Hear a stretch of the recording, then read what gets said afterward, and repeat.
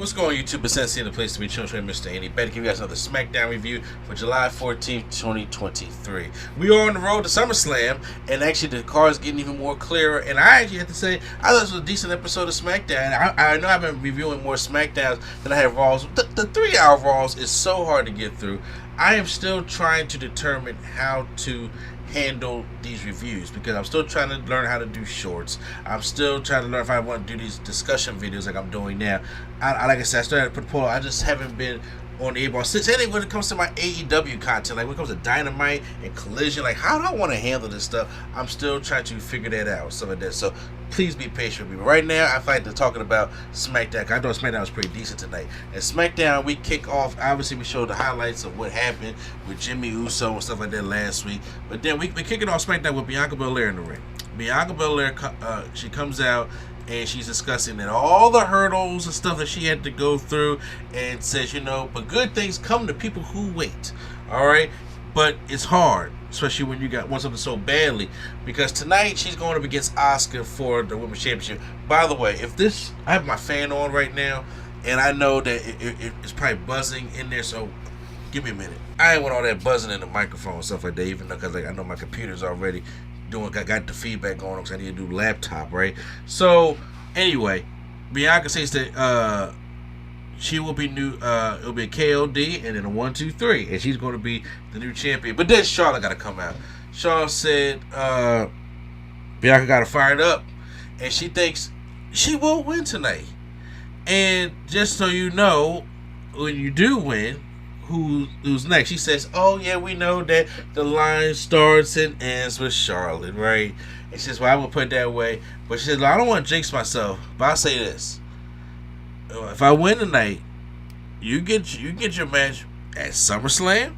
So the guys start cheering because Bianca Belair and Charlotte would be a good matchup. She says, "Deal." They show Asuka in the back just looking. She's the women's champion here. She just sitting there looking mad. I'm just like, okay.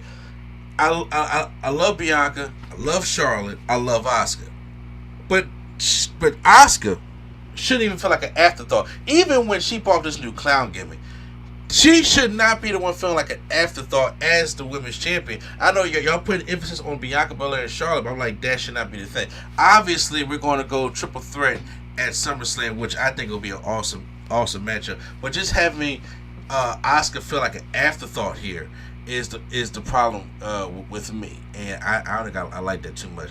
We had a tag team matchup with Sheamus and Ridge Holland taking on Pretty Deadly. I thought it was an entertaining tag team match with Sheamus at the beginning, which is steamrolling Pretty Deadly. He was steamrolled one on top of each other, and then then Ridge Holland gets tagged in. He brings the heat like this pound shoulder back toss type stuff, and I thought that was really good. And towards the end, Sheamus hits, I want to say it's Kip Wilson with the one with the dark hair with the bro kick, and then he gets tossed out the ring by the other one. Was it Kip Wilson and Elton Prince? Elton Prince tossed him out to the ring. He takes out the turnbuckle, takes the paddock off the turnbuckle. Rich Holland runs in and then gets throat first into the exposed turnbuckle, which also selling because remember he had that Samoan spike in the back, so I guess he's starting to get the throat stuff, and then he falls down, and then Elton Prince hits the leg drop on him from the top rope and wins the match. A Pretty Deadly win. They continue to win. They continue to be put over in that situation. So I'm like, I like Pretty Deadly. I like Pretty Deadly back when they was in NXT, and I didn't see him in UK, but I liked it when he came to NXT. So, Grayson Waller is backstage. He comes to smile and tells Captain Kelly he's not surprised that he could have had a match against the NXT champion. Waller says he even has The Rock talking about him, but if The Rock is looking for him, he knows where to find him. Okay, so it was just like, I guess a little shout out. Michael Cole talks about JEY USO having a ruptured rib cartilage. It's going to be out for some weeks. Where do they get these diagnoses from? I really want to know, where do they get these diagnoses from, okay? Charles walking backstage with the suitcase and the appearance like, look, hey, I ain't going to mess up my title opportunity for SummerSlam. So I'm going to leave, and because it's going to be hard for her, to not get involved, so she's leaving. But then Bailey and Io Sky walk up and talk about some, hey, they feel good about having a match at SummerSlam too, holding the Money in the Bank match. And then the camera pans back to Charlotte. She's like, you know what? I will be staying. And walks off. We get Selena Vega taking on Bayley with Io Sky. Bayley's caught holding hair that she cut off of Shotzi last week. I didn't think I seen that segment where Dave suplexed her on like a table where they cut her hair off, or cut a piece of her hair off. So the match between her and Selena Vega was all right. It wasn't nothing right home, but one of those short little matches. Selena tries to go to the outside. She gets wrapped up. I think Bayley tried to hit her with the briefcase, but it didn't work. She kind of guillotined her to hit the Rose plant, and then I don't like Bayley's Rose plant. Okay, I missed the belly to belly. I understand she probably wants to do that. Don't do it because that was her Facebook really got over. But I mean, she does that as like a setup move now. But I missed the belly to belly, But the Rose plant, I'm like, you got either they gotta take it better, or you gotta rework the move. But right now, it does not look effective at all. But Bayley wins the matchup. Then there's a video package of Shotzi in the back, and she's like sitting in some area. It's a pre-recorded segment. And she holds up a pair of clippers and shows us, you think you're in control? No, she's in control. And shows how chaotic she can be. She starts shaving her head. And I was just like, so, at first I was just like, I don't know why she shaved her head. But then, cause I like Shotzi with the long hair, but I did hear that her sister's battling cancer and she had to cut her hair. So it's just like something that she's going to be doing to help with support her sister, which I think is wonderful. And I think, because, look, I've lost people to cancer, some close people to me. And, that's a very tough experience, especially to go do it by yourself. So, if that's what Shotzi was doing as a tribute, that's cool. Would I had personally liked it as like a hair versus hair match? But I think the SummerSlam card is already loaded, right? And I know that in the Triple H booking area, he don't like to do those big, heavy cards. But I'm saying, but a hair versus hair match with Bayley at SummerSlam to get the more women involved, and then she shave her head off there and do it that way. But I was just like, oh, okay, but it was alright, you know what I'm saying? Because I'm not mad at Shotzi saving her hair, especially if it's for like her sister. And this is what the stuff I was reading. I'm not sure if that's necessarily true or not, but if that's the case of it, for it was. If it wasn't for like her sister, it was just like, hey, Triple H or Vince said cut your hair, I'd have been like, well, I don't think that was necessary. But as something for her sister, I agree with it. But I think they could have got away with a hair versus hair match. Just saying. Jey Uso, after we come back from commercials, in the ring. And he's in there, and we get the Usos chance, and then, he says, there's something about being a twin, if Jimmy said, I'm sad, and this one the what chance started, right? When Jimmy's happy, I'm happy. When Jimmy's mad, I'm mad. But when he's hurt, I'm hurt. Okay? He said he never thought he'd be hurt for a family member, but he respects the entire family. But when it comes to Roman Reigns, He gonna respect all. He said, I respect the coach. I respect all that. I respect the grandmoms, the grandfathers, the uncles, the aunts, the nieces, the nephews, and all that. Honestly, the coach family. But when it comes to you, Roman Reigns, I respect all of them. When it comes to you, and then he says, and then Solo, when it comes to you, I'm gonna spank you like I did last week, little brother. And then when it comes to Wiseman, you've been sitting there for family for 40 years, more than 30, Jay, but still 40 years, puppeteering our family. He said, well, when it comes to look at the head of the table, it's main event Jey Uso. Paul Heyman and Sol Sikoa come out. And then Paul Heyman tries to blame Jey Uso for what happened to Jimmy as usual. He said, well, why am I even talking to you? So he goes to the hard cam and says, Jimmy, the reason why you're sitting up in the hospital right now, it's all because of this, your brother, Jey Uso. And then all of a sudden, then he says that next week, Roman's gonna come back. We're gonna have the rules of engagement. So I guess we're gonna set up what kind of match we're gonna have, or what the rules are gonna be at SummerSlam. But he said, but when you be angry, something more like a tribal chief. But but he's talking to Solo. He doesn't have the consciousness to be the right hand man. But then Solo puts his hand out for the microphone. And Solo says, what happened to Jimmy is on you. And I ain't gonna never forget. So he said, what happened to Jimmy is on you. And as for himself, I will never forgive you. And then so they looking, so then they start brawling, and then they brawl. And then Jey Uso super kick Solo outside the ring. Now this is him and the Wise Man, and Paul Heyman's doing the whole thing. I was looking at you, the Tribal Chief, but then Jey Uso super kicks Paul Heyman, and then goes to the outside, and then dives on Solo. He's about to go and wreck Paul Heyman with a chair, but then they get out. They get out the way. And I feel as though that it was a great segment. I thought Jey Uso was fire on the promo. I like the personal connection between him and Solo. Well, we probably will get a match out of that. Then seeing Paul Heyman, and it's to do some good setup for SummerSlam. So I'm excited about that. So we have an eliminator match because we have one Fatal 4-Way this week, another Fatal 4-Way the next week, and then the finals win. And whoever wins that gets a shot at Austin Theory's United States Championship. So this one we had Grayson Waller, AJ Styles, Santos Escobar, and Butch. I thought it was a fun Fatal 4-Way matchup. A lot of times, everybody got their stuff in. They do a Tower of Doom, Sunset Flip, Powerbomb spot. In the corners. I thought that was dope. As AJ's about to go for the Styles Clash on Butch, we get a shot backstage at Karrion Kross beating up all members of the OC. Not me and him. Obviously, Scarlett probably took her out, but it was just him putting Carlos in the sleeper hole. I'm just like, AJ, why are you stop? Don't nobody care about the OC now. I'm saying, so what's going on? But Karrion Kross said, AJ, we are not done. So AJ starts going to the back, and then Grayson Waller hits him.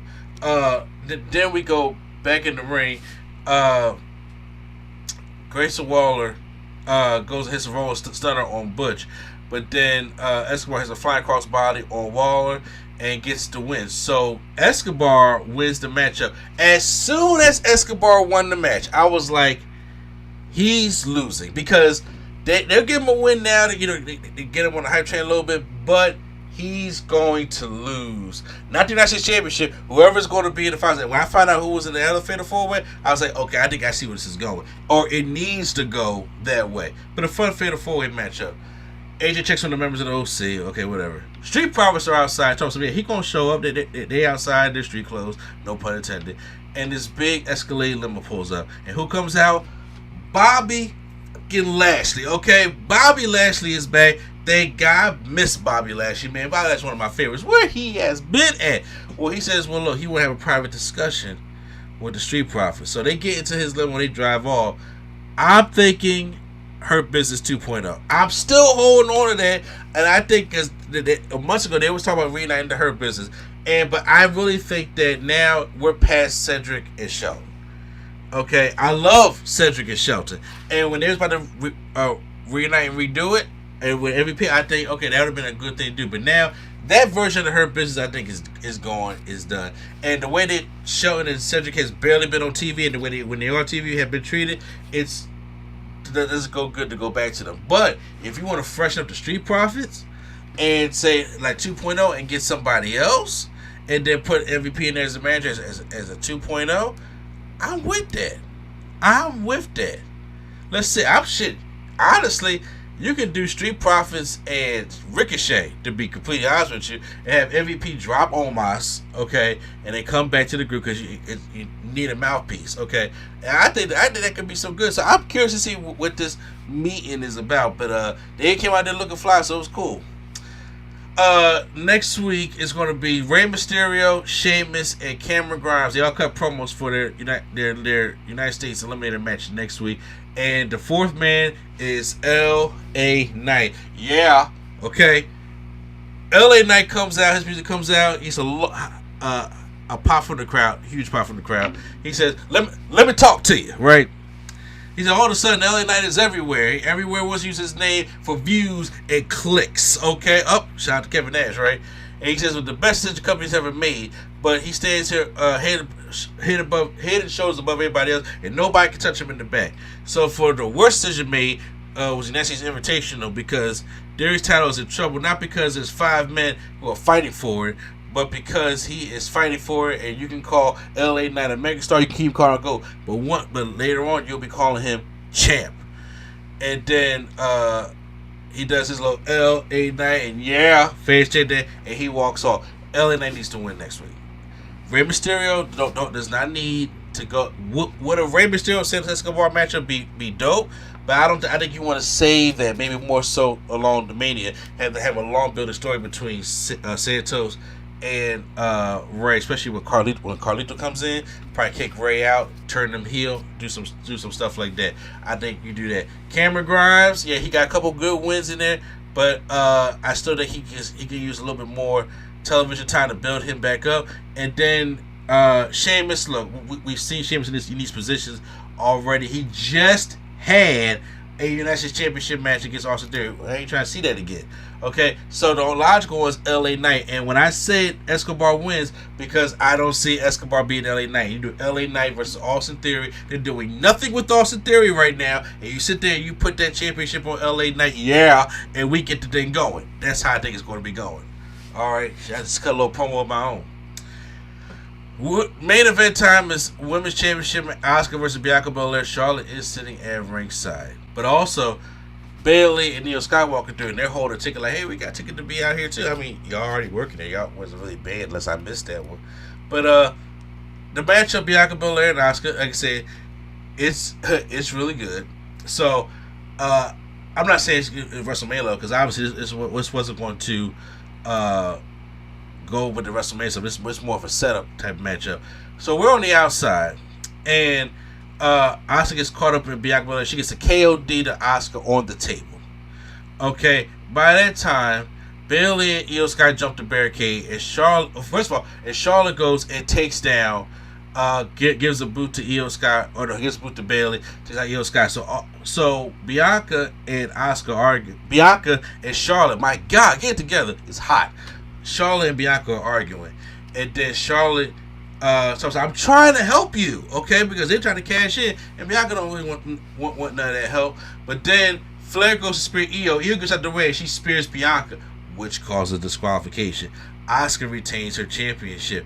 But after that, Bayley tells Io to go cash her money back because they hit Charlotte on the ring post. So they bring in Asuka, and then Io about to go cash in, but then Asuka gets up, sprays Bayley in the face with the mist, and then retreats. So we got an interesting thing. I think all these women are going to play out at SummerSlam. I think it's going to be the triple threat matchup. Charlotte and Bianca are going to cancel each other out, where Asuka's going to win. But then Io cashes in on Asuka, and then we can have an Asuka-Io program going into the fall, and then we can do a Charlotte and Bianca thing going into the fall. Because you gotta do more than just one storyline for the women. You gotta have multiple storylines for the women, and I think see they're trying to do that.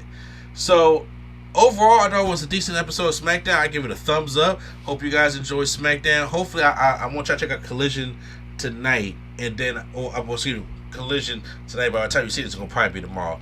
But depending on how things go. But yeah, I enjoyed the episode of SmackDown. Post any comments down below how you guys feel about SmackDown. Hit the like button if you guys enjoyed my reaction. Hit subscribe. Hit my review. Excuse me.